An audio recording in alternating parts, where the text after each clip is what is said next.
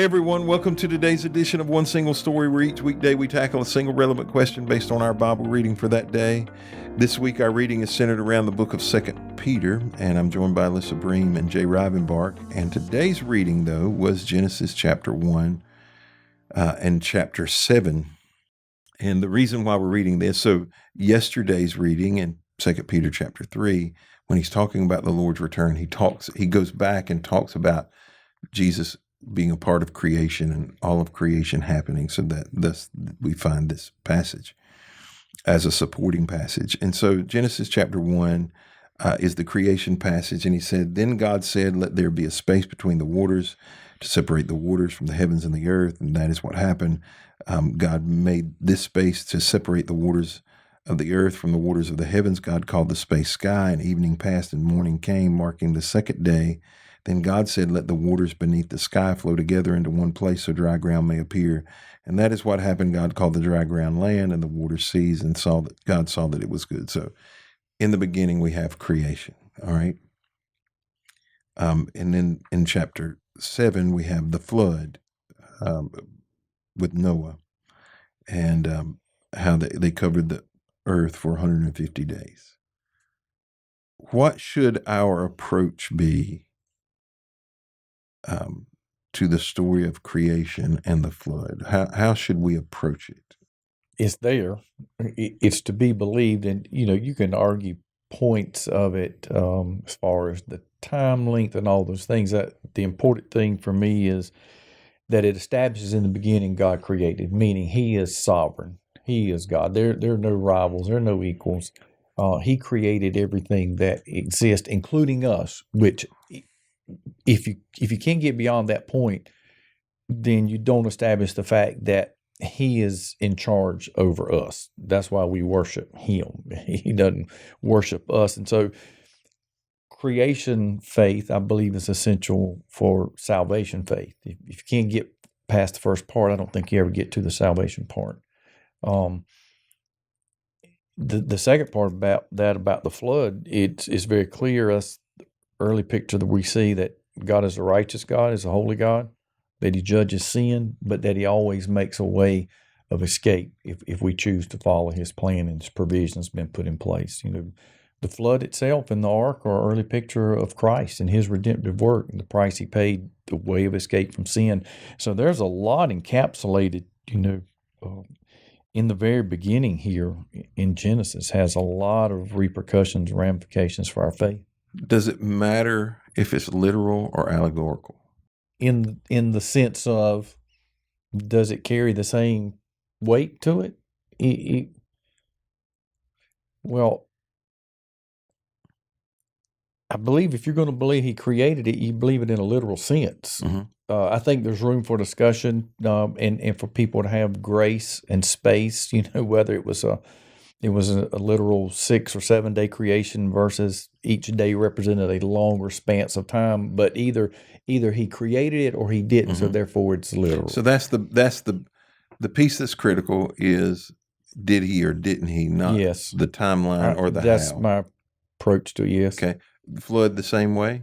Yes. Okay. Yeah, when we see God as creator, I love seeing God enter the picture, give us the first view of Himself as this creator. I think we see artistry and how He forms man in the dust. And I think that shows us just how well He knows us. It shows us He knows every detail about us. And I think that's grounding our idea of God throughout the rest of the Bible, that we don't have a God who has placed things in and then walked away from creation and just let it kind of do its own thing, that we have a God who is involved in things. I think that also in the flood it shows that God cares about His creation, that He wants there to be goodness in it. And when He saw that there was all of these problems, he dealt with it.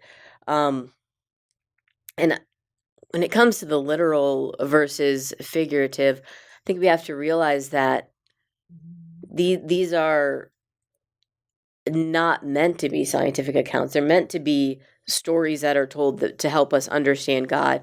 So to me, that however you want to believe it, as long as you're believing that God is the creator, kind of however you piece that together, it doesn't bother me too much. Yeah, this becomes a real challenge for people. I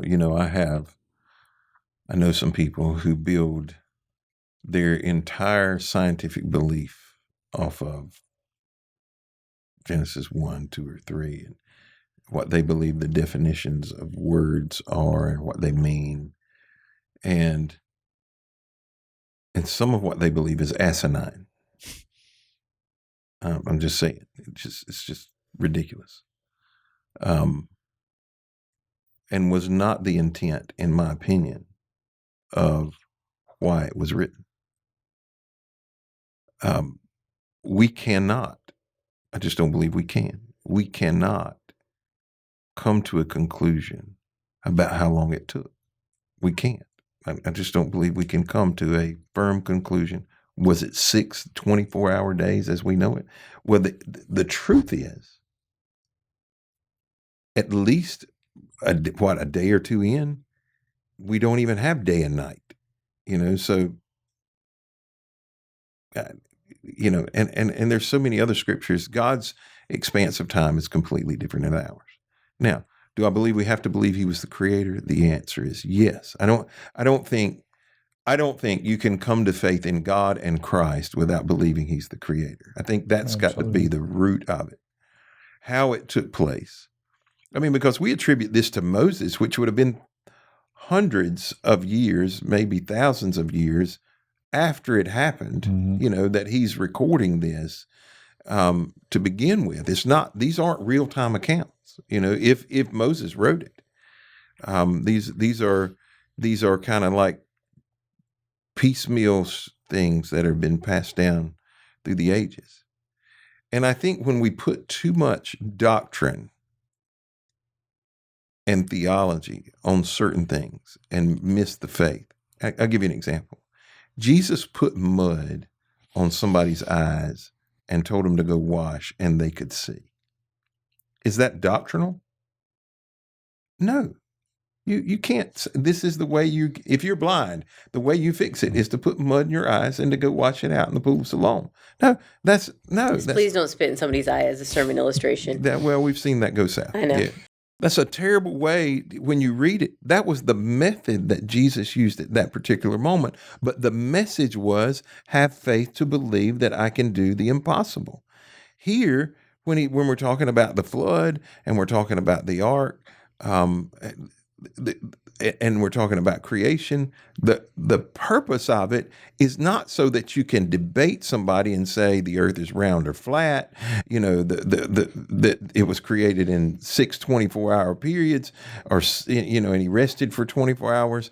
That's not the intent of it. The intent of it is so you can have faith in God that he is the originator of the earth, that he is the protector of people who will follow after him, that he is the judger, the one who stands in judgment of sin. That is the intent, is for us to have faith in those elements of it, not specifically how it came to pass, that did it happen this way. And the goal of him spitting in somebody's eye and them being able to see was not so that we would go around spitting in people's eyes. The goal was so that we would have faith that Jesus could heal. There's tons of things that Jesus did that were meant for us to have faith, to increase our faith, to grow our faith, not for us to have a method or a fact for us to follow. Now, there are some things I think that we have to follow, but I think that if you would have asked me this question 20 years ago, I would have been like, it was 6 days or no days, and if you didn't believe it that way, you're going to hell. Like there could be no other way. I think the genesis has to be, you have to believe that God is the creator. And the interesting thing that I'm seeing today is that when you listen to people who are agnostic, maybe even atheist, scientific, high high-grade scientists, they don't say God. They won't talk about God in some terms. They use the word divine design. There's something that has happened that nobody can explain, that this could not have happened any other way. They finally come to the conclusion that, are you wearing a watch? You wear a mechanical watch, don't you? Mm-hmm. Yeah. So if you took that watch apart in all of its pieces and dropped it in a bag and shook it for 1,000,000 years, the likelihood that it's coming out of a watch is 0, right? That there had to be some element of divine design that took place and was a part of this. And I think that the Bible is meant to be a book of of faith, not a book of science or for us to have facts to argue with people about. It's meant for us to have faith in a God, because if we can explain everything, God's useless. Yeah, and again, I think there are some areas where you have to have grace and latitude for it. We're talking about one of those areas because even if you could explain it and define it so clearly, you still could understand knowledge and facts and never acknowledge faith. And that would be a detriment. And so to miss the faith over the facts, what's the point? Has your view of how you believed about that and what was important and what was not important, has it evolved over the years? Yeah, as far as from the sense of, whether it was 6 24-hour days as we know them, or whether it was time spans, those things, growing up, it would have been a culture where that would have been the only understanding or interpretation of it.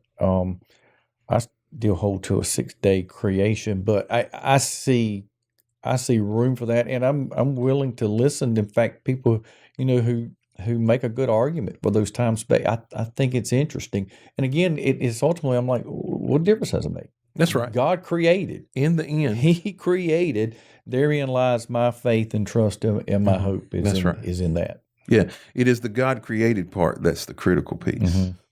I've had similar journey to you where, like, in high school science, I remember bringing a magazine that, like, tried to debunk evolution, and I know it's not where this was necessarily going, but, like, and all the science things, and and I brought it to my science teacher, and he sat down and had a conversation with me about it. And so, like, I think that I was definitely in that, like, this is what you believe, and if you don't believe this, then you don't believe anything else. And the truth is that probably my science teacher was probably a Christian, and just probably a little bit different bent of one. And I've grown and seen that, to be able to understand God as creator is that key. And I think that it's a rabbit hole that we can fall down, just like we talked about the end times being something that people can grasp a hold of and make their theology. People can take that creation bit and make that their core of their theology instead of Jesus. It becomes an idol because it overwhelms Jesus. Right. Evolution is a word that I grew up would have been a curse word. Right. Like you were, but the truth is, you have to believe in evolution. Like there's 1,000 things I can point to that have evolved. For example, the average height of a man over the last 100 years is significantly different. That it evolves. There are things that evolve. It doesn't cross like a man don't become a snake. That's debatable. Well, yeah, you know what I'm saying. We don't suddenly become a horse or maybe a donkey occasionally. But you understand what I'm saying. That doesn't happen. We don't see that, but things do change over time for a multitude of reasons. That happen. Which is part of the danger of being so focused, or you could use the term narrow-minded, that the word itself. Mm-hmm. So many folks, the word evolution, you define it one way, and that it means this, that we came from animals and monkeys and apes, and so therefore there's a hard line cutoff. There's no more discussion and debate about the process of some things that actually are proven. But for some people, the word evolution would open up that connotation that would be anti-scriptural. And so just the word itself, depending on your perspective and upbringing, has a lot to do with where you stand or take a stand without having any discussion. Because I'm sure even some people that will listen to us, when you said the word, they were like, there was automatically this big divide in both ways. But if you hear what you're saying, then you're like, okay, I see that. There's some room and movement within that. And I think that's a danger with anything biblically based or scripturally based, that if you define it only one way, that sometimes you miss out on some things. Yeah, earlier this week we talked about the word prosperity. If you only put it over here in this camp, then we can't talk about prosperity. But that can't be true. You can prosper. God wants us to prosper as our soul prospers. You can't take that out of Scripture. But and if you become so wrapped up in one single story. One single story. Yeah, right. It becomes, I know people who, we talked about the rapture. I know some people who the rapture has superseded the ministry of Jesus in their life, because that's the only thing they talk about. And creation is another one of those things, evolution, where that conversation has superseded their ability to minister to people about Jesus. Well, thank you for joining us today on this edition of One Single Story. We hope you'll be back next week with us as we continue a conversation for one single story.